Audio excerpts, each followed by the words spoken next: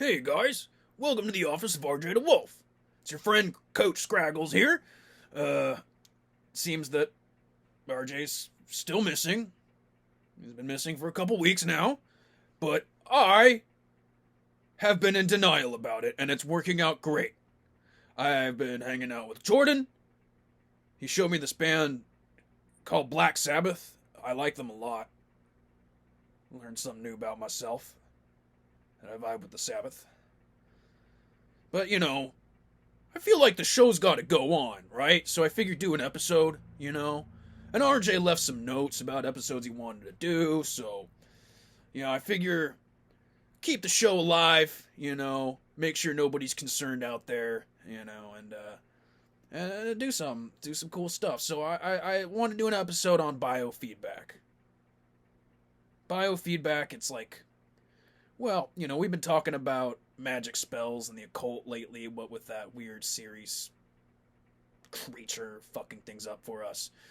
Well, I want to talk about biofeedback because that's how we can describe magic to actually work and be efficacious for you psychologically, neurologically, and physically, and that there's actually nothing mystical or mysterious about it. You're just simply interfacing with your own psyche by using, guided projection, basically. Like, for example, Jordan told me this idea. I thought it was pretty cool. He was like, he used to be a gardener, and he would talk about how when he was weeding the garden, like pulling all the weeds up from the dirt, he would pretend the weeds were like bad ideas in his head, like negative thinking patterns, and he was just yanking them out of the ground. And I was like, hey, that's pretty cool.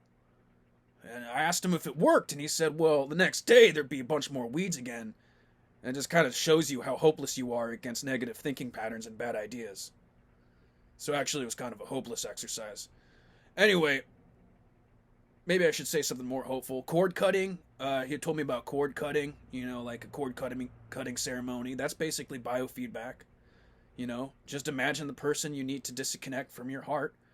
Do something physical, cut the cord, and it might help you. These exercises have psychological value, whether they're actual, whether they actually have any magical effect or not. I mean, even like you hippies will like this, astrology. Or what's astrology but, you looking up at the sky, up at the stars, and you see a cluster of stars and they kind of make a shape. And you're like, that shape represents something. And you think what that shape represents. And then you take it a level deeper, because, you're a deep thinking, creature, human being. You go, well, what does that shape say about me? And then you think about, like, what shapes say about you. That's just, like, really long roundabout way of performing a biofeedback exercise. So, see, you can perform magic and still be a total atheist. So, I think that's pretty cool, And I wish I could figure out some magic to rescue RJ, because I miss him, okay? It's just, seriously, like, I mean, when I kill my prey, it's because the prey are inferior to me. And I claw them to death, and I use my teeth, and I lacerate them, fatally, and eat them, and it's nature, and it's natural, it comes so naturally to me. But what am I supposed to do with, like, an immaterial demiurge that can manipulate time and space? Because that's what Sirius is. He's an immaterial demiurge. And you need, like, brain powers to outsmart that. And that's RJ's territory. He's the intellectual. I'm just brawn. And you only like me for my muscles. So all I can do is just wait and hope that RJ can rescue himself using his smarts. Because what am I going to do?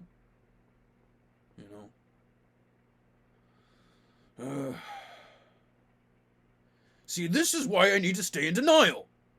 I just get really upset whenever I think about it. Hey man, can you put that Sabotage album on again?